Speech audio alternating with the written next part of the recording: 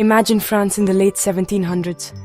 Picture a land of breathtaking beauty where the sun rises over endless fields of golden wheat and sleepy villages dot the rolling green hills.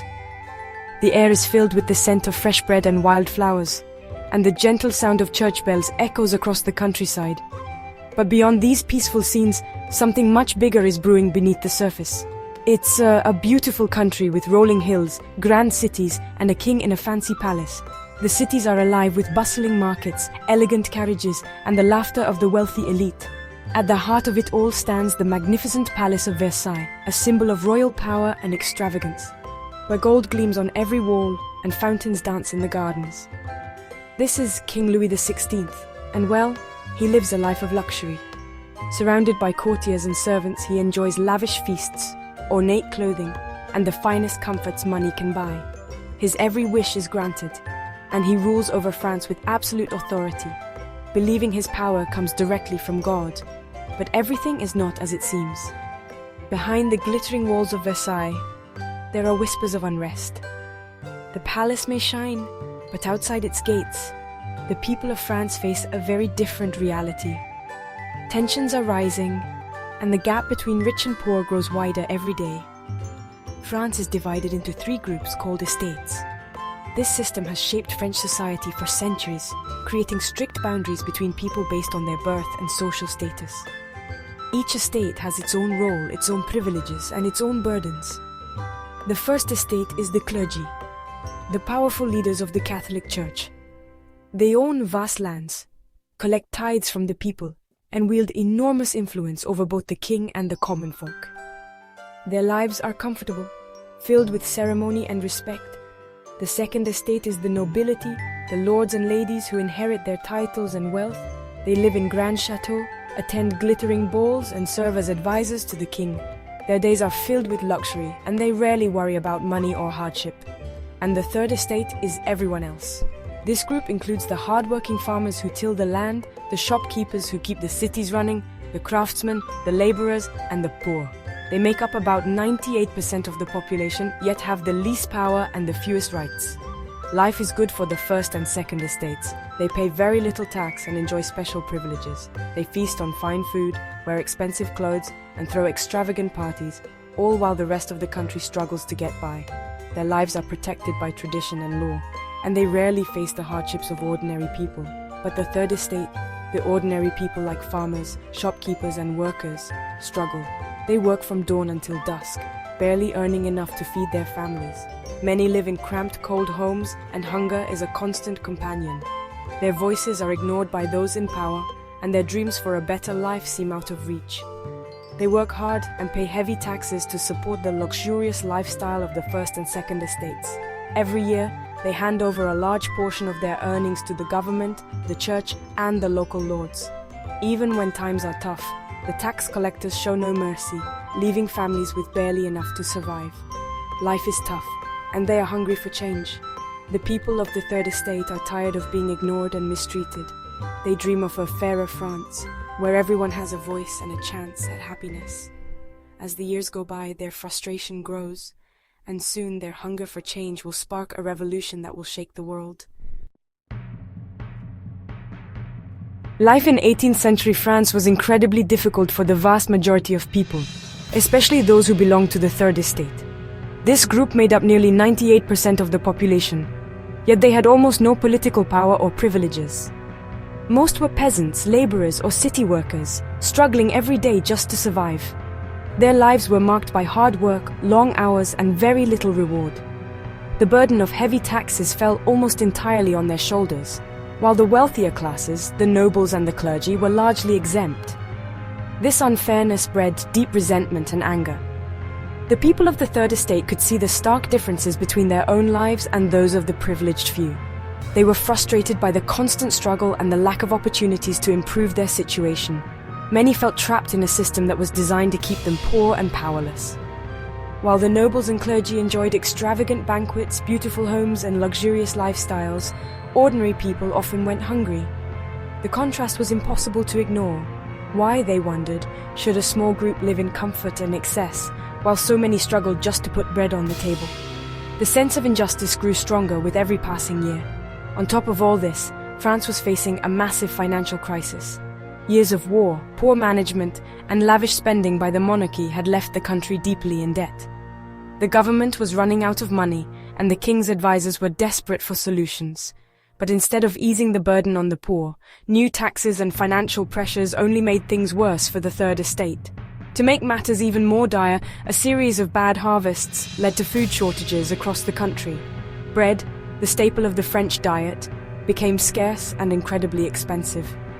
Families went hungry, children starved, and desperation grew. The markets were empty, and people lined up for hours hoping to get just a small piece of bread. At the same time, new ideas were spreading like wildfire. The American Revolution had just shown the world that ordinary people could rise up and demand their rights. Pamphlets and books about liberty, equality, and democracy circulated through French cities and villages, inspiring hope and sparking debate. People began to imagine a different kind of society, one where everyone had a voice. The French people started to question everything they had been taught about authority and privilege. Why couldn't they have the same freedoms and rights as others? Why should they continue to suffer while a select few enjoyed all the benefits? These questions fueled a growing determination to demand change. With anger, hunger, and hope all building at once, the stage was set for a revolution that would change France and the world forever. On 14th July 1789, Parisians stormed the Bastille, a grim prison. It was a symbol of royal power, and capturing it was a huge victory for the people. This event, the storming of the Bastille, is what we celebrate as Bastille Day, the French national holiday. The revolution had begun. Across France, people rose up against their wealthy overlords. They wanted change, and they were willing to fight for it. This was a time of great hope and excitement. People believed they could create a fairer and more just society. The revolution brought about dramatic changes. The monarchy was abolished. King Louis XVI and his queen, Marie Antoinette, who was famous for her lavish lifestyle, were put on trial and executed. The National Assembly, representing the people, took over the government. They wrote the Declaration of the Rights of Man and of the Citizen, a document that proclaimed liberty, equality, and fraternity for all. This was a radical idea, that everyone, regardless of their birth or social standing, should have equal rights. Sadly, the revolution soon took a dark and dangerous turn. Fear and suspicion gripped the entire nation, spreading quickly through every city and village. The Reign of Terror began in 1793, led by a determined man named Robespierre. He believed that anyone who disagreed with the revolution was an enemy and should be eliminated without mercy. Thousands of people were sent to the guillotine, a terrifying machine that chopped off heads swiftly. The Reign of Terror was a brutal and bloody period, but it eventually ended with Robespierre's arrest and execution. From the chaos of the revolution emerged a new leader, Napoleon Bonaparte. A brilliant military strategist, Napoleon seized power in 1799 and declared himself Emperor of France. Napoleon was a complex figure. He was a dictator, but he also brought stability and order to France. He introduced many reforms, including a new legal system and education system. Napoleon's ambition led him to conquer much of Europe, but his empire eventually crumbled. He was finally defeated in 1815 at the Battle of Waterloo. The French Revolution was a pivotal moment in history, a turning point that forever altered the course of nations and the lives of millions. It was not just a dramatic upheaval in France, but a spark that ignited change across the globe. The events that unfolded in late 18th century Paris sent shockwaves through monarchies and empires, challenging the very idea of absolute power and inherited privilege. The revolution shook the foundations of the old order and inspired people everywhere to question authority and demand their rights. For the first time, ordinary citizens, workers, peasants, and intellectuals rose up together, united by a vision of a fairer society. Their courage and determination showed the world that change was possible even in the face of overwhelming odds. The revolution's legacy lives on in the values of liberty, equality, and fraternity. These ideals became the foundation for modern democracies, inspiring movements for freedom and justice in every corner of the world. The tricolour flag and the motto Liberté, Égalité, Fraternité are not just symbols of France, They are universal calls for dignity and human rights. These principles are now enshrined in the constitutions of many countries, including France, shaping the laws and values that govern societies today. The revolution set a precedent for written constitutions, representative government, and the protection of individual freedoms. The French Revolution reminds us that even the most powerful institutions can be challenged and transformed. It shows that no system, no matter how entrenched, is immune to the will of the people when they unite for a common cause. Ordinary people, those who often felt powerless, discovered their collective strength and the ability to shape their own destiny. Their actions echo through history, reminding us that progress is possible when individuals come together to demand justice and equality.